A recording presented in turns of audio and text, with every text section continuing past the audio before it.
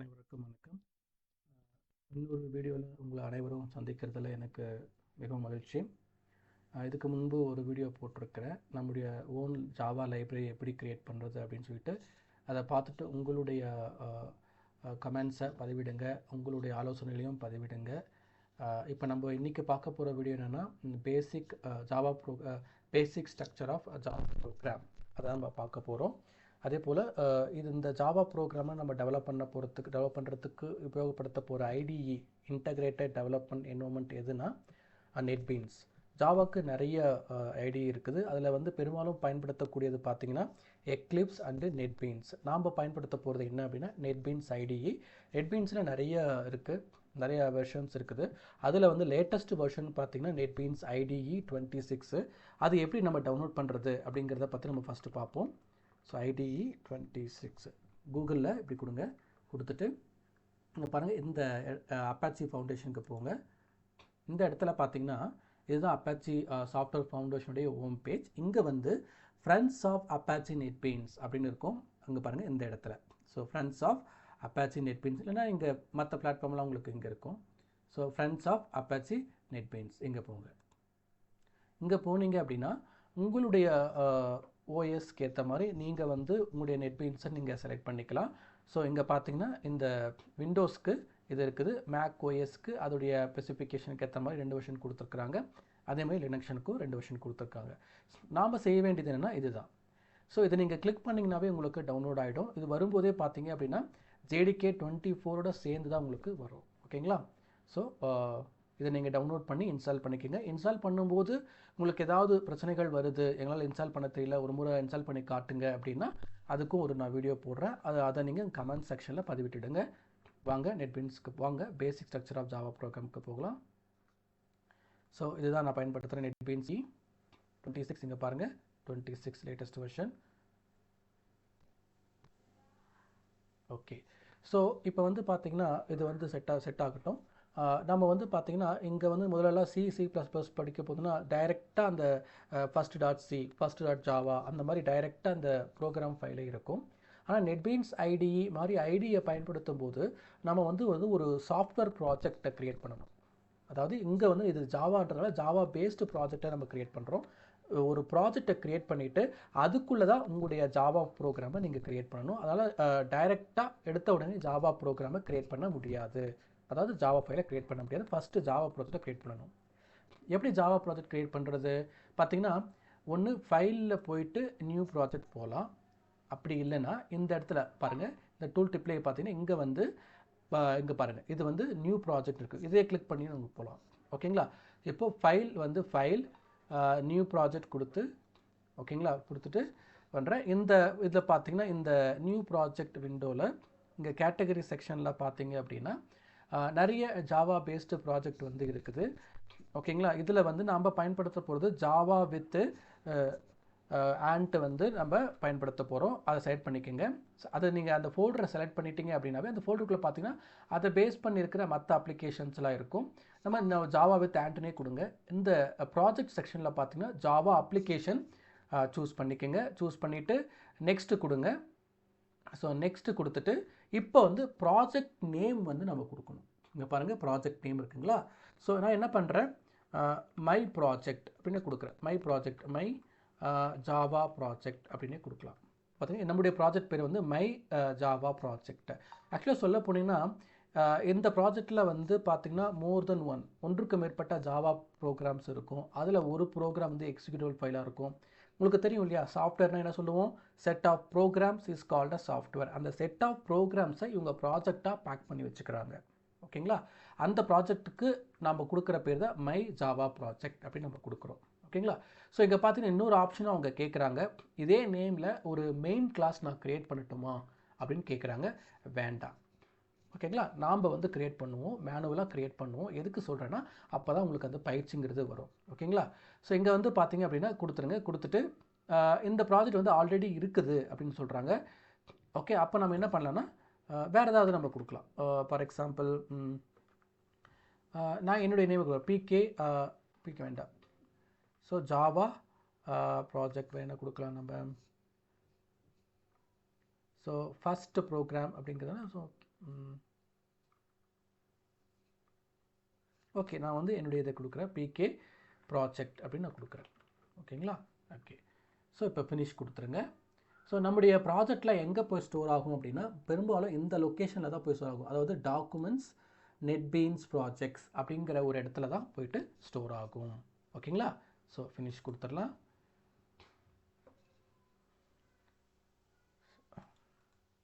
நான் தேவையில்லாத சில ப்ராஜெக்ட் நான் டைட் பண்ணிக்கிறேன்.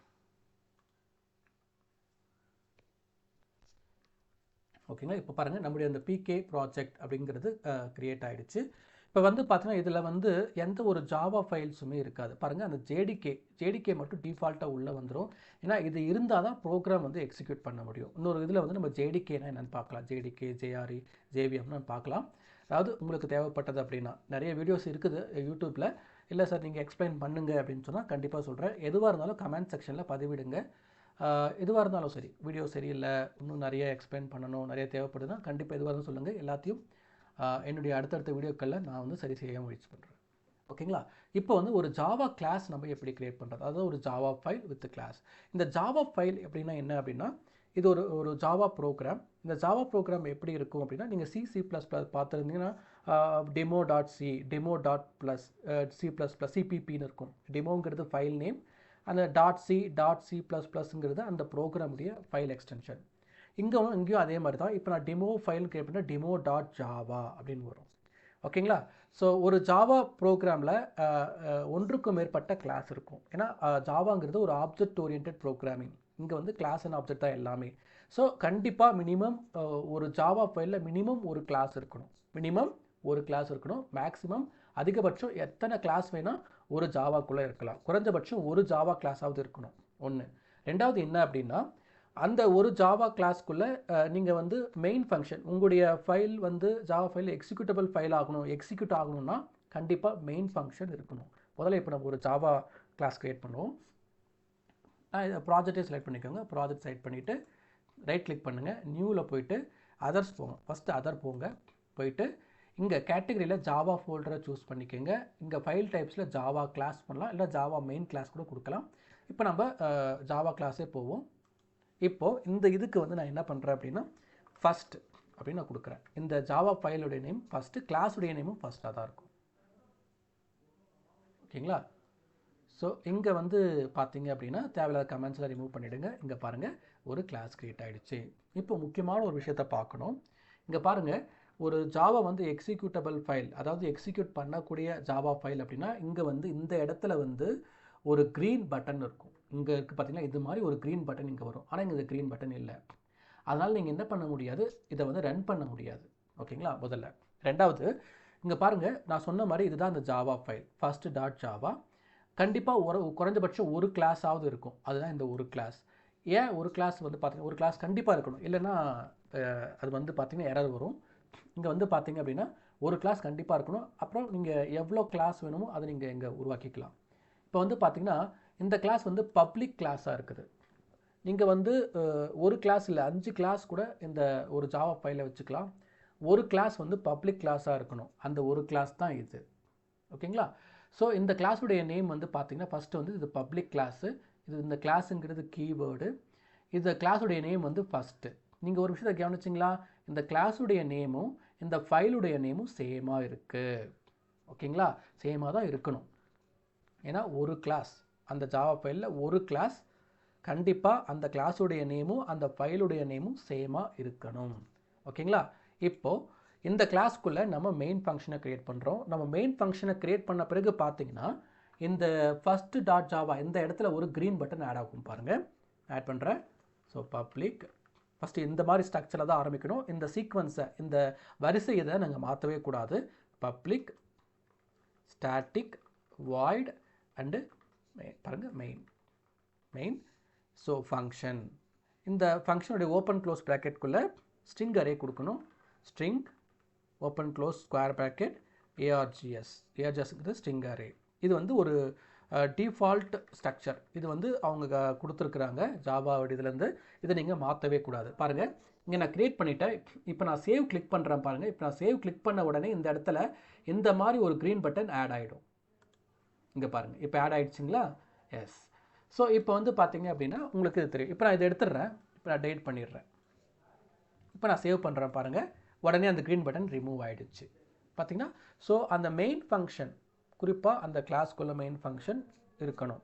சார் இப்போது ஒரு ஜாவா ப்ரோக்ராம்குள்ளே எத்தனை கிளாஸ் வேணால் இருக்கலாம்னு சொன்னீங்களா? அப்போ எந்த கிளாஸில் வேணால் நம்ம மெயின் ஃபங்க்ஷனாக போட்டுக்கலாமா அப்படின்னு வந்து சொல்லக்கூடாது. ஏன்னா எந்த கிளாஸ்க்குள்ளே மெயின் ஃபங்க்ஷன் போடலாம் அப்படின்னா, எந்த கிளாஸுடைய நேமும் ஃபைல் நேமும் சேமாக இருக்குதோ அந்த கிளாஸ்க்குள்ளே தான் நீங்கள் மெயின் ஃபங்க்ஷனை டிக்ளேர் பண்ணணும். இப்போது இந்த கிளாஸில் வந்து பார்த்தீங்கன்னா ஃபஸ்ட் இந்த கிளாஸுடைய நேமு வந்து ஃபஸ்ட்டு, ஃபைலுடைய நேமும் ஃபஸ்ட்டு. ஓகேங்களா? இப்போ நான் இங்கே மெயின் ஃபங்க்ஷன் டிக்ளேர் பண்ண போகிறேன்.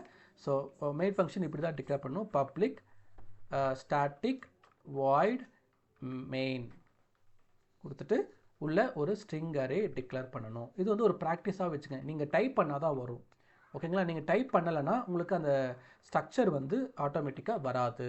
இப்போ பார்த்தீங்கன்னா இப்போ சேவ் பண்ண உடனே இங்கே க்ரீன் பட்டன் ஆட் ஆகிடுச்சுங்களா? இப்போ வந்து இது ஒரு எக்ஸிக்யூட்டபிள் ஃபைல்னா இப்போ நீங்கள் ரன் பண்ணலாம். எக்ஸிக்யூட்னா ஒரு அவுட்புட் கொடுக்கும். ஓகேங்களா? ஸோ இந்த மெயின் ஃபங்க்ஷன் ஸ்ட்ரக்சரை பார்க்கலாம். ஃபஸ்ட்டு கீவேர்டு வந்து பப்ளிக். எதுக்கு பப்ளிக் கொடுக்குறோம் அப்படின்னா, கிளாஸும் பப்ளிக்கு, அதுக்குள்ளே இருக்கிற அந்த மெயின் ஃபங்க்ஷனும் பப்ளிக்.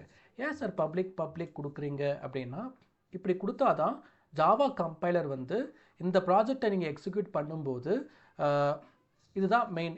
ஃபஸ்ட்டு என்ன பண்ணணுன்னா, எக்ஸிக்யூட் பண்ணும்போது இந்த ப்ராஜெக்டில் இந்த பேக்கேஜுக்குள்ளே எந்த ஜாவா ஃபைல் எக்ஸிக்யூட்டபிள் ஃபைலாக இருக்குது பாருங்கள். First dot Java contain main clause. அப்போது மெயின் கிளாஸ் இருக்கான்னு பார்க்கும். மெயின் கிளாஸ்க்குள்ளே வந்த உடனே என்ன பண்ணணும்னா, ஃபைல் நேமும் கிளாஸ் நேமும் சேமாக இருக்கு இல்லைங்களா? இந்த கிளாஸ்க்கு தான் வரும். வந்த உடனே இங்கே மெயின் ஃபங்க்ஷன் இருக்கான்னு பார்த்துக்கும். பார்த்த உடனே உள்ளே என்ன கோடு இருக்குதோ அதை எக்ஸிக்யூட் பண்ணும். அங்கே இருந்து தான் அந்த ஜாவா ஃபைலுடைய மற்ற இதில் போயிட்டு ரீட் பண்ணி எக்ஸிக்யூட் பண்ணும். ஓகேங்களா? இப்போ வந்து இது க்ரியேட் பண்ணிட்டோம். ஸோ பப்ளிக்குடைய மீனிங் அதுக்கு தான். ஸ்டாட்டிக் எதுக்குன்னா, உங்களுக்கு தெரியும் கிளாஸ் அண்ட் ஆப்ஜெக்டில் ஒரு கிளாஸ்க்குள்ளே இருக்கிற மெத்தடை நம்ம கால் பண்ணணும்னா அந்த கிளாஸ்க்கு வந்து ஆப்ஜெக்ட் டிக்ளேர் பண்ணணும். இப்போ இந்த ஃபஸ்ட் அப்படிங்கிற கிளாஸ்க்குள்ளே இருக்கிற அந்த மெயின் மெத்தடை நம்ம கால் பண்ணணும்னா இந்த கிளாஸுக்கு ஆப்ஜெக்ட் டிக்ளேர் பண்ணணும். ஏன் ஜாவா கம்பைலரே இந்த ப்ரோக்ராமை எக்ஸிக்யூட் பண்ணும். ஜாவா கம்பைலர் இல்லை ஜேவிஎம் வந்து ஜாவா கம்பைல் மட்டும் தான் பண்ணும். ஜேவிஎம் எக்ஸிக்யூட் பண்ணும். நீங்கள் பார்த்தீங்கன்னா இந்த ஜேவிஎம் ஜேஆர்ஏ சொல்லுவோம் இல்லையா? ஸோ அதை எக்ஸிக்யூட் பண்ணணுன்னா இந்த கிளாஸுக்கு நம்ம ஆப்ஜெக்டை டிக்ளேர் பண்ணி தான் ஆகணும். அப்போ நீங்கள் திரும்ப எக்ஸிக்யூட் பண்ணுறீங்கன்னா ஒவ்வொரு முறையும் ஆப்ஜெக்டை டிக்ளேர் பண்ணி மெமரியை வேஸ்ட் பண்ணும். அதை அவாய்ட் பண்ணுறதுக்காக தான் ஸ்டாட்டிக் கொடுக்குறாங்க. ஸ்டாட்டிக் கொடுத்தீங்கன்னா ஆப்ஜெக்ட் டிக்ளேர் பண்ண வேண்டிய அவசியம் இல்லை. அப்போ எப்படி சார் இந்த மெயின் ஃபங்க்ஷனை கால் பண்ணுறது? ஒன்றும் இல்லை, ஃபஸ்ட்டு டாட் மெயின் அப்படின்னு கால் பண்ணணும். அப்படி பண்ணும்போது ஆப்ஜெக்ட் டிக்ளேர் பண்ண வேண்டிய அவசியம் இருக்காது, மெமரியும் வேஸ்ட் ஆகாது. நெக்ஸ்ட் வந்து வாய்டு. நீங்கள் வந்து இந்த ஃபங்க்ஷன் டிக்ளரேஷனில் படிச்சிருப்பீங்க. வாய்டுன்னு கொடுத்தீங்கன்னா அந்த ஃபங்க்ஷன் வில் நாட் ரிட்டன், எந்த ஒரு ரிசல்ட்டையும் ரிட்டர்ன் பண்ணாது. புரியுதுங்களா? எஸ். இப்போ இந்த மெயின் அப்படிங்கிறது இதுதான் அந்த மெத்தடுடைய நேம். இந்த மெத்தடுக்கு நீங்கள் இப்படி தான் மெயின்னு சொல்லி கொடுக்கணும். இதை நீங்கள் மாற்றக்கூடாது. ஃபஸ்ட் லெட்டர் கேப்லேட்டாக கொடுக்குறது, இல்லை மெயின் ஃபுல்லாக கேப்லேட்டர் கொடுக்குறது, அதெல்லாம் நீங்கள் பண்ணக்கூடாது. முழுக்க ஸ்மால் லெட்டரில் தான் இருக்கணும். அதுக்கப்புறம் ஓப்பன் க்ளோஸ் ப்ராக்கெட் வரணும். அதுக்குள்ளே இது கண்டிப்பாக இருந்துக்கணும். ஸ்ட்ரிங் அரே, இது வந்து இந்த அரேயோடைய நேம் ஏஆர்ஜிஎஸ் ஆர்குமெண்ட்ஸ், அதோடைய டேட்டா டைப் ஸ்ட்ரிங்கு. ஓகேங்களா? இதுதான் இந்த மெத்தடுடைய டிஃபால்ட் ஸ்ட்ரக்சர்னு சொல்லுவாங்க, அமைப்பு. இதை மாற்றக்கூடாது நீங்கள். புரியுதுங்களா? அதே மாதிரி இப்போ நம்ம இதை முடிச்சுட்டு இன்னும் 2 கிளாஸ் இந்த ஜாவா ப்ரோக்ராம் கூட நான் க்ரியேட் பண்ணுறேன் பாருங்கள். இப்போ அடுத்த கிளாஸ்க்கு வருவோம். இந்த இடத்துல கிளாஸ்ன்னு சொல்லி தான் டிக்ளேர் பண்ணவே தெரியுமா, பப்ளிக் கிளாஸ்ன்னு கொடுக்கக்கூடாது. இந்த பப்ளிக் அப்படிங்கிற கீவேர்டு எந்த கிளாஸுடைய நேமும் ஃபைல் நேமும் சேமாக இருக்கிறதோ அந்த கிளாஸ்க்கு மட்டும்தான் பப்ளிக்னு கொடுக்கணும். புரியுதுங்களா? அதே மாதிரி அந்த கிளாஸ்க்குள்ளே மட்டும்தான் இந்த மெயின் ஃபங்க்ஷன் இருக்கணும். மற்ற எல்லா கிளாஸுக்கும் பப்ளிக்னு கொடுக்கவே கூடாது. இங்கே பாருங்கள், செகண்ட்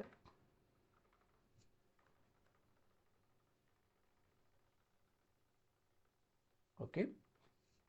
இப்போது ஓப்பன் க்ளோஸ் கல்லி போட்டு நான் பண்ணிடுறேன். இங்கே பாருங்கள், இப்போ நான் பப்ளிக்னு கொடுக்குறேன், என்ன ஆகுதுன்னு பாருங்கள். ஸோ பப்ளிக் பாருங்கள், இங்கே வந்து எரர் காட்டும்.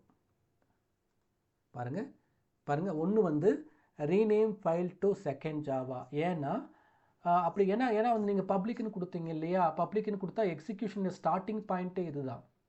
எந்த கிளாஸ் பப்ளிக் கிளாஸாக இருக்குதோ அதுதான் அந்த ஜாவா ப்ரோக்ராமுடைய ஸ்டார்டிங் பாயிண்ட். ஏன்னா அந்த பப்ளிக் கிளாஸ்க்குள்ளே தான் மெயின் ஃபங்க்ஷன் இருக்கணும். நல்லா புரிஞ்சுக்கோங்க. உங்கள் ஜாவா ப்ரோக்ராம் ஜாவா ஃபைலுக்குள்ளே எத்தனை கிளாஸ் வேணால் இருக்கலாம், ஒரு கிளாஸ் தான் பப்ளிக் கிளாஸாக இருக்கணும். அந்த கிளாஸ்க்குள்ளே தான் மெயின் ஃபங்க்ஷனாக இருக்கணும். அந்த பப்ளிக் கிளாஸுடைய நேமும் ஃபைல் நேமும் சேமாக இருக்கணும். அதை பார்த்துக்குங்க. இப்போ நம்ம இதை எடுத்துடலாம். அதே போல் கிளாஸ் தேர்டு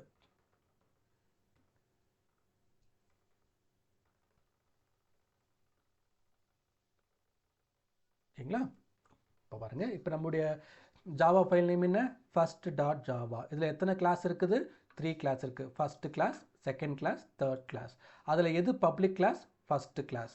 இந்த கிளாஸுடைய நேமும் ஃபைல் நேமுடையும் சேமாக இருக்குதா. அதே மாதிரி இந்த கிளாஸ் என்ன கிளாஸ், பப்ளிக் கிளாஸ். அதே மாதிரி இந்த கிளாஸ்க்குள்ளே தான் என்ன இருக்குது, மெயின் ஃபங்க்ஷன் இருக்குது. இதை நீங்கள் வேறு எந்த இடத்துக்கும் மாற்றக்கூடாது. ஓகேங்களா. எஸ். ஸோ அப்படி மாற்றினீங்கன்னா அந்த கிளாஸுடைய நேம் என்னவோ அந்த நேமை தான் நீங்கள் ஃபைலுக்கு கொடுக்கணும். அந்த கிளாஸை பப்ளிக்காக மாற்ற வேண்டியிருக்கும். ஓகேங்களா. எஸ். இப்போ நம்ம இது ரொம்ப எக்ஸிக்யூட் பண்ணிவிடுவோம். நான் அதுமாரி மாற்றி காட்டுறேன் உங்களுக்கு. இப்போது சியில் பார்த்தீங்கன்னா ஒரு அவுட்புட்டை டிஸ்பிளே பண்ணுறதுக்கு நம்ம பிரிண்ட்னு யூஸ் பண்ணுவோம், பிரிண்ட்எஃப்னு யூஸ் பண்ணுவோம். அதுமாதிரி C++ல் சி அவுட்னு யூஸ் பண்ணுவாங்க. இங்கே வந்து println ஒரு மெத்தட் இருக்குது. அது வந்து சிஸ்டம் அப்படிங்கிற ஒரு பேக்கேஜில் இருந்து வரும். இப்போ பாருங்கள், system S capital letter system dot out dot print ln. இங்கே நான் என்ன சொல்கிறேன்னா லைஃப் லாங் லேர்னிங். ஓகேங்களா, இப்படி கொடுக்குறேன். ஸோ ஓகேங்களா. இப்போ பாருங்கள். ஸோ இப்போ நம்ம இதை எக்ஸிக்யூட் பண்ணலாம். எக்ஸிக்யூட் பண்ணுறதுக்கு நிறைய மெத்தட்ஸ் இருக்குது. ஃபஸ்ட்டு நம்ம என்ன பண்ணுவோம், நம்முடைய ப்ராஜெக்ட் நேம் என்ன, பிகே ப்ராஜெக்ட். அதாவது நீங்கள் என்ன நேம் கொடுக்குறீங்களோ அதை ஞாபகம் வச்சுக்கோங்க. ப்ராஜெக்டை செலக்ட் பண்ணுங்கள், ரைட் கிளிக் பண்ணி ரன். பாருங்கள், மெயின் கிளாஸை எங்கே இருக்குதுன்னு கேட்கும். இதுதான் மெயின் கிளாஸான்னு கேட்கும். ஆமாம், கொடுத்துருங்க. இப்போ பாருங்கள், ஆட்டோமேட்டிக்காக அந்த அவுட்புட் விண்டோ இங்கே வந்துருச்சு. அவுட்புட்டும் நமக்கு வந்துருச்சு. சில பேருக்கு இந்த அவுட்புட் விண்டோ எங்கே சார் வர வைக்கணும் அப்படின்னா, இங்கே பாருங்கள், விண்டோஸ் அப்படின்னு போனீங்கன்னா இந்த இடத்துல நம்ம பார்க்குற இந்த ப்ராஜெக்ட் ஃபோல்டரும் இருக்கும், அதே மாதிரி அவுட்புட் விண்டோவும் இருக்கும். ஓகேங்களா. எஸ். அதாவது இந்த ப்ராஜெக்ட் சொல்கிறோம் இல்லையா, இதுவும் இங்கே கிளிக் பண்ணிங்கன்னா இங்கே வரும். ஒருவேளை உங்களுக்கு வரலை அப்படின்னா. அதே மாதிரி உங்களுக்கு இந்த அவுட்புட் விண்டோவும் எங்கே இருக்குன்னா இதை கிளிக் பண்ணிங்கன்னா வரும், ஒருவேளை இல்லை அப்படின்னா. ஓகேங்களா. இப்போ வந்து பார்த்தீங்கன்னா இன்னொரு செகண்ட் வே ஆஃப் எக்ஸிக்யூட்டிங் பார்த்தீங்கன்னா, இந்த ப்ரோக்ராம்குள்ளேயே கர்சரை கிளிக் பண்ணுங்கள். இந்த மாதிரி கிளிக் பண்ணிவிட்டு ரைட் கிளிக் பண்ணிங்கன்னா ரன் ஃபைல் அப்படின்னு வரும். இப்படி பண்ணிங்கனாலும் உங்களுக்கு பாருங்கள் ரன் ஆகும். அதே மாதிரி இது செகண்டு. தேர்டு பார்த்தீங்கன்னா இங்கே ஒரு க்ரீன் கலர் பட்டன் இருக்கா, இங்கே ஒரு சின்ன ஆரோ இருக்குது பாருங்கள் ரைட் ஹேண்ட் சைடில். இதை கிளிக் பண்ணி உங்களுடைய ப்ராஜெக்டை சூஸ் பண்ணுங்கள். நம்முடைய ப்ராஜெக்ட் நேம் என்ன இங்கே இருக்குது பாருங்கள், கிளிக் பண்ணுங்கள். எக்ஸிக்யூட் ஆகுதா. அதே மாதிரி ஒவ்வொரு முறையும் இந்த மாதிரி தான் போய் எக்ஸிக்யூட் ஆகணும் அப்படில்ல. இப்போ ப்ரோக்ராம்குள்ளே ஏதாவது சேஞ்ச் பண்ணுறீங்க. ஃபார் எக்ஸாம்பிள் இங்கே பாருங்கள், நான் இன்னொரு ஸ்டேட்மெண்ட் ஆட் பண்ணுறேன். அவுட்புட் ஸ்டேட்மெண்ட் இது println. இங்கே வந்து பார்த்தீங்கன்னா so welcome to Java programming. ஓகேங்களா. சேவ் கொடுத்துக்கோங்க. எப்போவுமே நீங்கள் ஏதாவது சேஞ்ச் பண்ணால் சேவ் கொடுத்துடணும். கொடுத்துட்டு இங்கே பாருங்கள், மறுபடியும் இங்கே போயோ இல்லை ரைட் கிளிக் பண்ணியோ பண்ணணும்னு அவசியம் இல்லை. இங்கே பாருங்கள், எஸ் வந்துருச்சுங்களா. ஆனால் இது எப்படின்னா ஒரு முறையாவது நீங்கள் எக்ஸிக்யூட் பண்ணியிருந்தால் தான் அந்த ப்ரோக்ராமை நீங்கள் ரீரன் பண்ண முடியும். இங்கே பாருங்கள், இதுக்கு பேர் வந்து ரீரன். ஓகேங்களா. ஸோ ஓகே, இப்போ வந்து நம்ம எப்படி நம்ம டெவலப் பண்ணுறது அப்படின்னு கற்றுக்கிட்டோம். இப்போது பார்த்தீங்கன்னா இப்போ இந்த மெயின் ஃபங்க்ஷனை நம்ம மாற்றினா என்ன ஆகும்னு பார்க்கலாம். இதை செலக்ட் பண்ணி நான் கட் கொடுக்குறேன், Ctrl+X கொடுக்குறேன். கொடுத்துட்டு நான் இங்கே போடுறேன். ஸோ இப்போ என்ன ஆகுது அப்படின்னா, இப்போ நான் சேவ் பண்ணுறேன். சேவ் பண்ணிவிட்டு இப்போ நம்ம ரன் பண்ணி பார்க்கலாம். இப்போவும் நமக்கு வருது. ஏன்னா இந்த இடத்துல வந்து பார்த்தீங்கன்னா எந்த இடத்துல மெயின் ஃபங்க்ஷன் இருக்குது அப்படிங்கிறத நம்ம வந்து பார்த்துக்கணும். ஓகே, இருக்குதுங்களா. எஸ். ஸோ நம்மளால் வந்து அது ஆட்டோமேட்டிக்காக அதை சர்ச் பண்ணி எடுத்துக்குது. மோஸ்ட் ஆஃப் த டைம் என்ன பண்ணணும்னா மெயின் கிளாஸ்க்கு ஒரு கிளாஸ்க்குள்ளே கண்டிப்பாக இருக்கணும். அது வந்து பப்ளிக் கிளாஸாக வச்சுக்கோங்க. ஓகேங்களா. இப்போ இது வந்து ஸ்ட்ரக்சரை வந்து நீங்கள் மாற்றாதீங்க.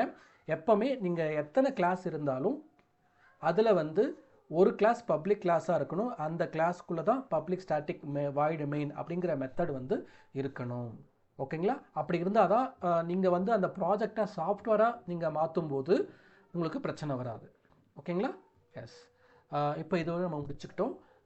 நான் அடுத்த இதில் வந்து பார்த்தீங்கன்னா இன்னொரு 2-3 ஃபைல் எப்படி க்ரியேட் பண்ணுறது, 2-3 ஜாவா ப்ரோக்ராம். இந்த பார்த்தீங்கன்னா ஒரே ஒரு ஜாவா ப்ரோக்ராம் தான் இங்கே இருக்குது. இதே மாதிரி 2-3 ஜாவா ப்ரோக்ராம் எப்படி க்ரியேட் பண்ணி எப்படி யூஸ் பண்ணுறது அப்படின்னு நம்ம பார்க்கலாம். ஓகேங்களா. எஸ்.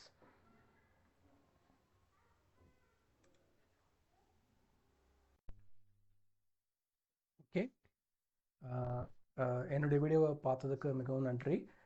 உங்களுடைய ஆலோசனைகளை கமெண்ட் செக்ஷனில் பதிவிடுங்க. லைக் பண்ணுங்கள், சப்ஸ்கிரைப் பண்ணுங்கள், எல்லாருக்கும் பகிருங்க. வேறு ஏதாவது கண்டிப்பாக வீடியோ போடணும், இது பற்றி ஒரு வீடியோ போடுங்க சார் ஜாவாவில் அப்படின்னா கண்டிப்பாக அதை பற்றி நான் வீடியோ போடுறேன். தயவுசெய்து சப்ஸ்கிரைப் பண்ணி லைக் பண்ணி எனக்கு சப்போர்ட் பண்ணுங்கள். மிகவும் நன்றி.